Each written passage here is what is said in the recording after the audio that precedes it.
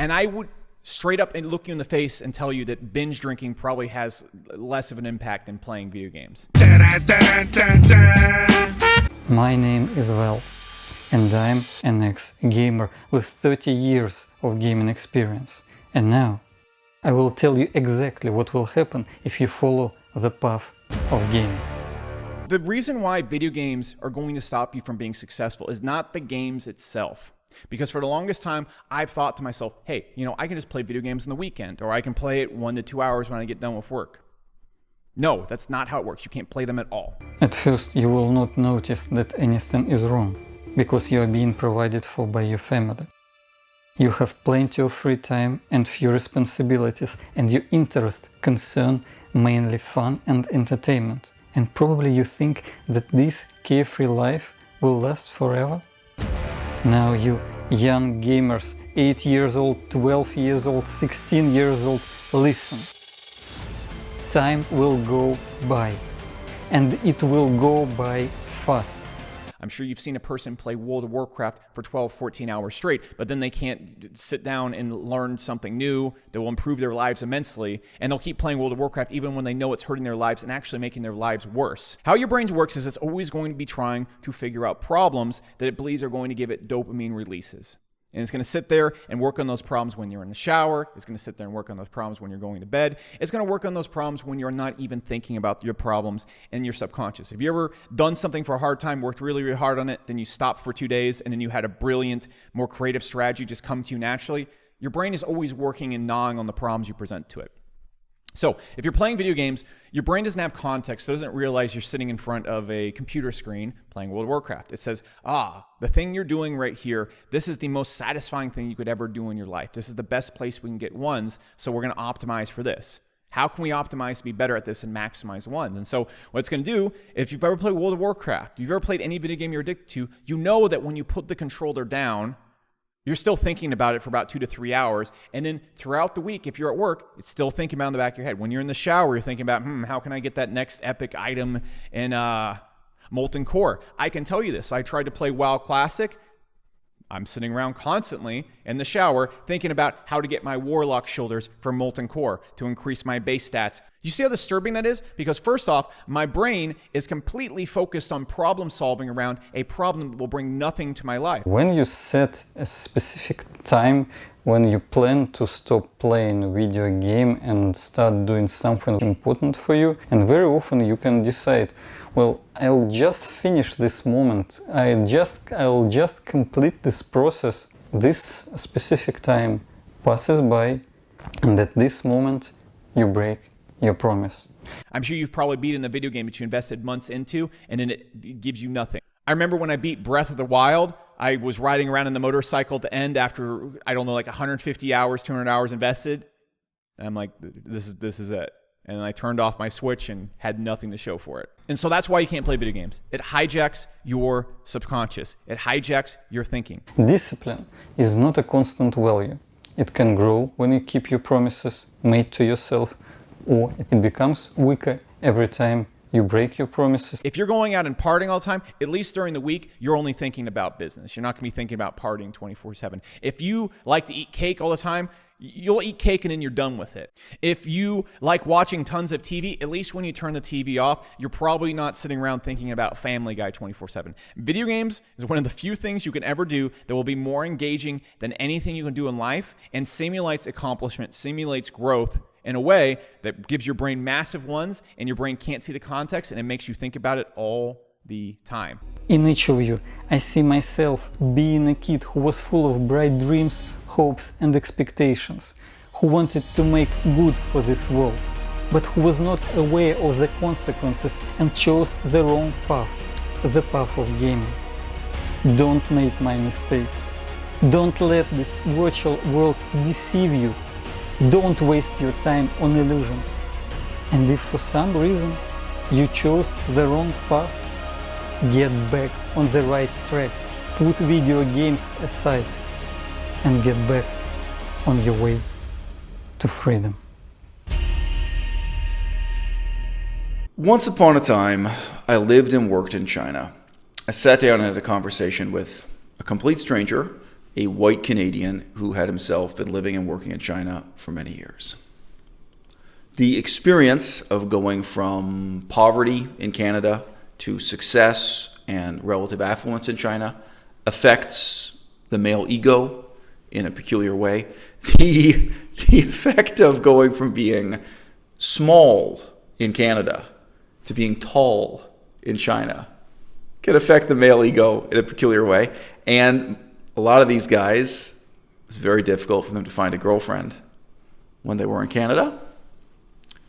And their sex lives change a great deal once they arrive in China, along with the success and all these other factors. And this tends to seep into their ego and their worldview in a strange way, and they end up even saying things to justify the mass murder of millions of people by the Chinese Communist Party. There's no simple cause and effect relationship there. But if you have lived and worked in China, you will have encountered this again and again. These white guys who take on strangely pro-China attitudes because of the sense in which their own masculinity, their own virility, their own success, everything they value about life has been given to them in some sense by Chinese society or even by, I guess, the government of China. So this guy said to me, well, he set out for me in brief his rationalization as to why the murder of millions of people didn't quite particularly matter in this case. The way that he knows it should, the way that he knows it does. In a way, he wouldn't make this excuse for any other government anywhere else in the world but this one. He wouldn't even make this excuse with the government of Canada. And he knew that in saying this to me, he knew he was saying it to another sophisticated expatriate with a scholarly character who had studied the history. He knew he was saying it to someone who could fight back, someone who could talk about it, someone who could argue it out on the basis of the facts. But that's not how I replied. That's not how I responded at all. I looked him straight in the eye and quite self-confidently said to him, yes, but the thing is, so what? And it had a huge impact on him. And he sat there, because he already knows the facts. He already knows, not even on a deeper repressed level. He knows he's lying. He knows he's lying to himself. He knows he's lying to me. This is somehow a performance he's cultivated over years, and that's all I had to say to him. I mean, I could even act out how he reacted physically. He looked at me, he looked down on the floor, his shoulders slumped. He said, yes, that's right, isn't it? And there was silence, and there was reconsideration, and the conversation did go on, but he really took a moment just to hold up all these rationalizations and excuses he had for mass murder and the history of communism in general, I suppose, to the challenge of, so what? It's a challenge coming from someone who could fight him fact by fact, but someone who's not even going to, right? And we live in an era when people think they have friends because what they have is digital entertainment. What they have is distraction, blinking lights, glowing screens, keyboards. And what they don't have is someone in their life who can sit down with them and hear their excuses and then say to them, oh yeah? It's a pretty good excuse you got there. But tell me one thing. So what? It's not an experience you can ever have by email. All right? I have now confronted innumerable people over the internet, both about their video game habit and about their excuses for the rationalizations of their video game habit. And what's impossible to do, no matter how hard I try, whether it's by email, by Discord conversation, however they reach out to me, however I reach out to them, however we communicate.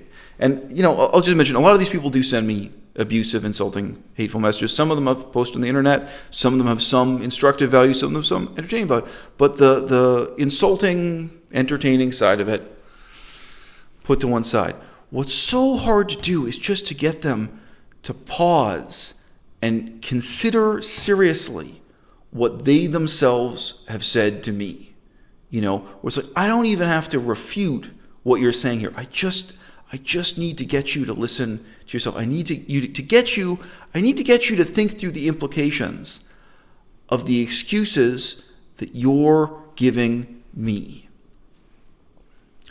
One of the most common responses has been for video game addicts or video game players to write back to me and say, quote, if you're opposed to playing video games, you must just be totally opposed to the enjoyment of life. Stop. Really think about the implications of the fact that you made that leap of inference. I've had people tell me, like self-confident, they're convinced this, if you're against playing video games, you must be against going to the gym and lifting weights. If you're against playing video games, you must be against having sex with your girlfriend. No. I've had people even stretch it and say, like, if you're against sitting at a keyboard and playing video games for 6 hours, you must be against sitting and writing a novel or writing your autobiography at a keyboard. No. And this isn't really about the fact that, no, I'm not against writing a novel. Like, my personal view on this is trivial. Question, can you get someone to stop and pause and reflect? How is it that you, at your end, if you're saying this to me, how is it that you came to so totally subsume any possible enjoyment of life in this category called video games to such an extent that it's inconceivable to you that I would be specifically criticizing video games? How is it possible that you would conflate this such and say, if you don't enjoy video games, how can you possibly enjoy sex? How can you enjoy exercise? How can you enjoy creativity or writing a book?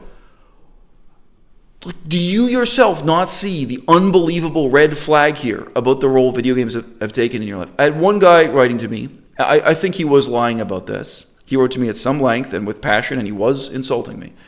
And he wrote to me saying that he only plays video games for 10 hours a week. I doubt that's true. He claims he only plays video games for 10 hours a week. And he just said that he felt so insulted that I would tell him to give this up for a joyless existence. He said a lot more about how insulted he was and what a terrible person I am to dare to come out here and put forward this argument that you really should, as an adult, quit playing video games. But it's like, what I tried to do was just ask him, can you just stop and hear the words that you have? Can you just stop and question? If you only do this for 10 hours a week, but maybe it's 40 hours a week, who knows? How is it that on this really deep level in your mind, you think that this is the only joy in your life? That if you quit this, you would have a joyless existence? Can't you see how profoundly disturbing that is? The assumptions you're working from, and then your total refusal to see the conclusion I'm driving at, where you'll imagine any possible argument to replace the very clear, very obvious argument that I really am presenting. You'd rather believe that I'm against sex, that I'm against writing novels, that I'm against any kind of enjoyment. You'd rather generalize this and abstract on the point and evade the point. You'd rather do anything than face up to the reality of what video games already are for you in your life, and how, in fact, the arguments that you're presenting to me, they only make it more clear that, yes, it is going to have a profound impact on you. It is going to have an impact on you in a way that breaking up with your girlfriend wouldn't, if you have a girlfriend, that quitting your job wouldn't. Because you don't think of the 10 hours a week you spend with your girlfriend as the only joy in your life. You don't think of the 40 hours a week you spend at your job as the only joy in your life. You actually think of these so-called 10 hours a week you spend playing video games as the meaning, the purpose, the joy in your life. And this same guy wrote to me at length. He was so hurt, so offended, that I'd tell him, with good intentions. I want him to live a better life. I want him to live a more meaningful life. He's so hurt by this argument against video games that he says, I and anyone like me who would encourage you to instead do research and humanitarian work, that I'm an elitist, that I'm arguing on behalf of an elitist agenda.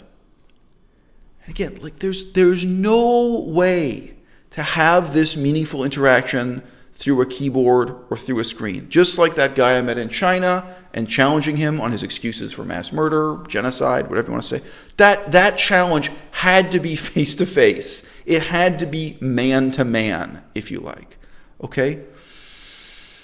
There's no way across the keyboard I can get someone to recognize just how deeply absurd it is that you're calling me an elitist because I'm saying to you, hey, if you're positively motivated, if you do the work, you can become a better person through learning, through research, and you can make the world a better place through humanitarian work, through volunteering, through all kinds of positive things. You can do this. You can aspire to do something better, to be someone better. All right? And the fact that you conceive of that as elitist, whereas you, for your part, supposedly represent the people, the masses, the poor? Are you putting me in this argument? You're putting me in the role of oppressing the poor? Like, it's really, really deeply perverse. But the most perverse of our beliefs, without exception, are arguments and excuses that we adopted so early in life, that we became committed to in our childhood, such that they are neither rational nor irrational. They are pre-rational. And any confrontation with them as adults, any questioning of it, is obviously going to bring on a kind of unbelievable psychological anguish. All my life, I've been surrounded by people who made excuses for male circumcision, for cutting off part of the skin of the penis that deprives you of about 60% of the nerve endings. They would never make these excuses for cutting off part of your hand that deprives you of 60% of the nerve endings in your hand. They'd never make these excuses for removing 60% of the nerve endings in your eye or your ear. No, it's this one operation, it's this one organ, and of course it's linked to religion and history and ethnicity and all these things. And there's this deep, deep, deep commitment. It's deeper than the distinction between rational and irrational. It's pre-rational. Don't want to question it. They don't want to believe there's any possibility that this is something bad, that this is something that means they're broken. And that's exactly what it is. There's good news about video games. You can stop being broken today. You can start being a better person tomorrow. You can never get back the time that you've lost. But at least I can say, you haven't suffered any brain damage. You haven't suffered a concussion.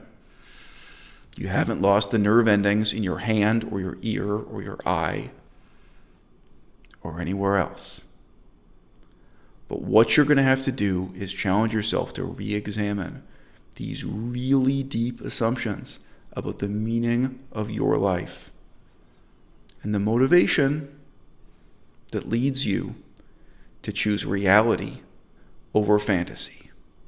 Not just once, not just when you wake up in the morning, but moment to moment, day after day after day, to take responsibility instead of shirking responsibility, to engage with and learn new things, even if they're painful and harrowing and disturbing to you, even if they're inconvenient for your ego, to embrace those challenges, and yes, all in plain English, to be a real man, which sometimes is humiliating and sometimes is disappointing, and you can't just hit the reset button and there are no extra lives, and right?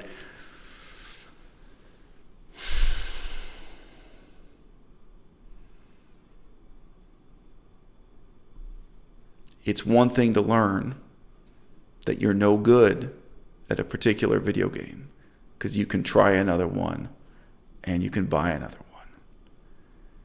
And it's another thing to learn that you're really just not very good at being an adult. And it's the hardest thing of all to have the discipline not to allow yourself to retreat into a second childhood.